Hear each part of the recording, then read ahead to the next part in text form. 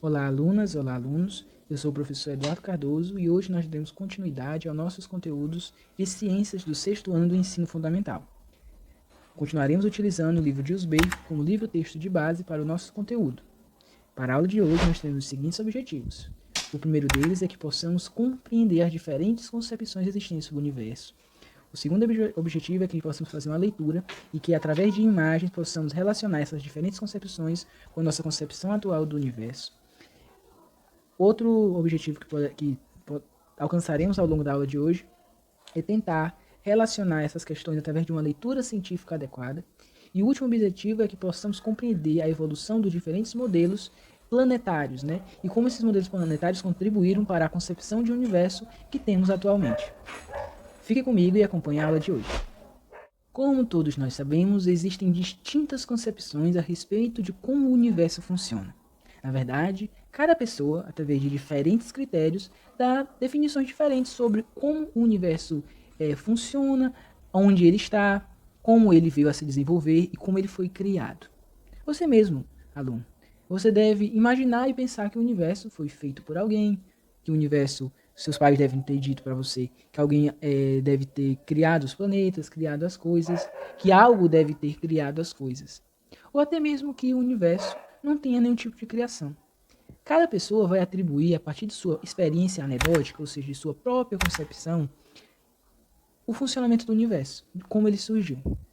Entretanto, no curso de hoje, nós trataremos um pouco mais sobre, na aula de hoje, do curso, nós trataremos um pouco mais sobre como o universo veio a se desenvolver dentro de uma perspectiva um pouco mais experimental ou observacional. Porque sabemos que uma das principais características da espécie humana é a capacidade de observar os fenômenos. Então agora nós fugimos apenas da opinião pura e simples e passamos para a capacidade que você, que eu, que todos nós temos de observar os fenômenos celestes. É muito provável que inicialmente a atenção de nossos antepassados tenha sido o Sol, a Lua, as estrelas, porque eram os objetos mais fáceis de serem observados. Às vezes, quando essas pessoas estavam à margem de um rio ou até mesmo de um lago, a observar a claridade de Vênus lá na antiguidade, refletindo na luz, na água do rio, talvez eles se perguntavam, o que é aquela coisa? Será que aquela coisa é alguém? É algum poder, alguma potestade, ou seja, algo poderoso que pode influenciar na minha vida? Segundo muitos historiadores, só após longo tempo de observação, tendo o Sol como uma das referências, que os nossos antepassados, ou seja, os homens lá da pré-história, conseguiram observar, né, e concentrar suas observações em algum tipo de característica que esse fenômeno poderia ter. Depois de observar o Sol, né, primeiramente, eles passaram a observar a Lua e as estrelas. E depois conseguiram distinguir a existência dos planetas, ou seja, estrelas errantes, do grego. Em um passado não muito distante, era possível, inclusive, entender que os seres humanos podiam se basear nessa posição das estrelas, e esse passado que eu falo, não muito distante, no século passado, para se localizar na superfície da Terra. Hoje nós temos GPS, mas que é baseado em um objeto que está fora da Terra, circundando a Terra. Mas antes da existência do GPS, se utilizavam outros objetos, esses naturais, que eram as estrelas, pois pareciam estar fixas, como falamos nas aulas anteriores. Registros históricos, inclusive, mostram que aproximadamente 3.000 anos antes de Jesus Cristo, ou seja, antes da contagem do nosso calendário, que a gente chama de calendário gregoriano, algumas civilizações já tinham maneiras de tentar demarcar como ocorriam esses fenômenos.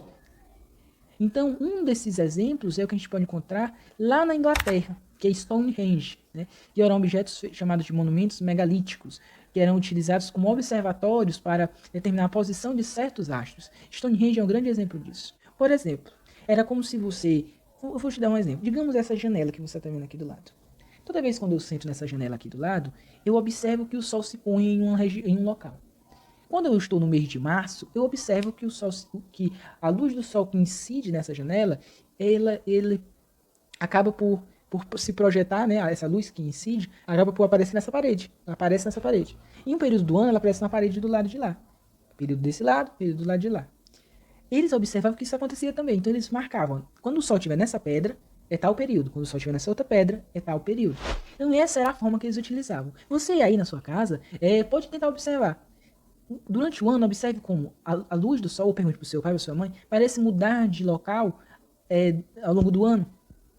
Isso era uma coisa que os nossos antepassados já faziam e observavam, porque naquele tempo eles não tinham relógios digitais, nem relógios analógicos. Então eles utilizavam os fenômenos naturais que apresentavam certa periodicidade para fazer estas coisas.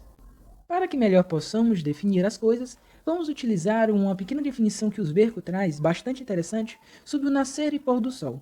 Acompanhe a leitura. Assim diz Usberco. Acompanhe a leitura. Segundo historiadores e cientistas, as palavras nascer e pôr do sol são usadas por tradição oriunda dos povos antigos, que acreditavam que a cada dia nascia um novo sol, e que ao anoitecer ele se punha abaixo do horizonte para morrer. Assim como os nossos ancestrais, nós também podemos observar esse movimento aparente que o sol executa ao longo de um dia ou de um ano. Se você observar diariamente o nascer e o pôr do sol, verá que todos os dias o sol nasce no horizonte denominado leste ou nascente. Descreve uma trajetória no céu, o caminho que ele percorre, que chamamos de eclíptica, e se põe no horizonte oeste ou poente. Esse movimento diário do Sol pode ser acompanhado por um dispositivo chamado gnomon, muito usado na antiga Grécia, e que os romanos adotaram. Com ele, os povos antigos marcavam os horários do dia, desde que houvesse sol. Como vimos no texto de Usberco, desde a antiguidade se observava o movimento aparente do Sol, que na verdade, como vemos na figura ao lado, é um reflexo do movimento de translação da Terra em torno do Sol, somado com o movimento de rotação da Terra em torno do seu próprio eixo. Isso também provoca, inclusive, as estações do ano, como vimos no vídeo passado, que nada mais são do que a junção desses dois movimentos que a Terra faz. O movimento de rotação provoca a alteração da posição do Sol ao longo do dia, e o movimento de translação provoca a alteração da posição do Sol ao longo do ano no horizonte, como podemos ver na figura ao lado. O Sol se põe geralmente 23,5 graus mais ao sul ou mais ao norte. Se estiver no período do inverno, ele se põe 23,5 graus mais ao norte, aqui para nós que estamos no hemisfério sul. E se estivermos no verão, ele se põe 23,5 graus mais ao sul, para nós que estamos no hemisfério sul. Nesses 2 dias que o Sol se põe mais ao sul e mais ao norte, a gente chama isso de solstícios, de inverno e verão. Quando o Sol muda de posição e varia entre esses 2 pontos, ele passa 2 vezes pelo ponto cardial leste e oeste. Ao nascer, ponto cardial leste se põe no oeste. Quando ele passa por esse ponto 2 vezes, nós chamamos isso de equinócio, ou ao mesmo Sol. O Sol com o mesmo tanto de horas, o dia e a noite. Esse dia nós temos tanto a noite como o dia com o mesmo tanto de horas. Reexplicando essa questão da estação, justamente para melhor exemplificar o que falamos na aula passada. Base do que a gente viu no texto de Usberco, é possível entender que os gregos herdaram, na verdade, de outros povos essas questões. Eles herdaram dos assírios e dos babilônicos, como disse o historiador Heródoto. A gente pode ver isso muito em algumas obras, por exemplo, na obra de Stevenberg sobre Para Explicar o Mundo. Os gregos teriam adquirido esses conhecimentos dos assírios e de outros povos da antiguidade e passaram a fazer uma associação entre os conhecimentos astronômicos que existiam com a geometria. Aqui nós começamos a fazer a associação entre ciência celeste e a matemática. Para isso, nós iremos considerar o gnomon. Como já foi dito, é uma invenção que veio lá dos babilônicos. O gnomon consiste basicamente em uma haste de madeira fincada no solo, como vocês podem ver na figura. Ele deve estar posicionado em um local onde receba a luz do sol durante a maior parte do dia, se possível desde o amanhecer até o anoitecer. Se você tiver um gnomon, como esse aqui que eu fiz, para exemplificar melhor para vocês, vocês poderão observar que o gnomon depende da posição do dia à sua sombra. Há períodos do dia que a sombra está maior, há períodos do dia que a sua sombra está menor. Se observarmos e demarcarmos a sombra pelo gnomon durante o movimento diário aparente do Sol, será possível estabelecer uma relação entre o tamanho e a direção das sombras e as horas do dia, como a gente já falou e demonstra nas figuras abaixo. Se observar a trajetória do Sol em diferentes épocas do ano, verificou-se que ele nasce sempre no leste e se põe no oeste, porém em diferentes posições. A partir disso, eles conseguiram fazer o que nós falamos anteriormente, sobre as diferentes posições que o Sol se põe, variando sempre 23 graus para o sul, volta e 23 graus para o norte e volta, como a gente pode ver na figura. A partir do que foi visto sobre o gnomon, é possível dizer que o gnomon foi bastante importante para os homens da antiguidade, para inclusive desenvolver o calendário como utilizamos hoje, que o gnomônio funciona de diferentes formas em diferentes locais da Terra ao longo do ano. Vamos falar um pouco sobre os modelos que constituem o que vimos a chamar de modelos planetários. Acompanhe a leitura de Oswego.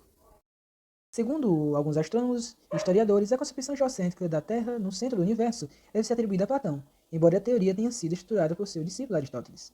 Outro discípulo de Platão, Eudoxo, deu suporte matemático à teoria. A partir do que vimos na leitura, é possível fazermos algumas considerações sobre o modelo geocêntrico. Obviamente, a gente não utiliza mais o modelo geocêntrico como o modelo do funcionamento do sistema solar, que até então era tido como todo o universo. Mas, apesar de Platão ter desenvolvido o modelo, entre aspas, mas na verdade, acredito que grande parte das culturas acreditava que era assim, mas apesar de Platão ter iniciado, Aristóteles ter difundido, Eudoxo ter sistematizado, quem na verdade fez a melhor sistematização foi um sujeito chamado Cláudio Ptolomeu, que viveu ali na região do Egito, na cidade de Alexandria. Ptolomeu, ele sistematizou o modelo de uma forma tão bem elaborada e matematicamente, geometricamente para a geometria da época coerente, que o modelo foi utilizado até por volta do século XVI, quando veio a Revolução Científica, e o modelo heliocêntrico.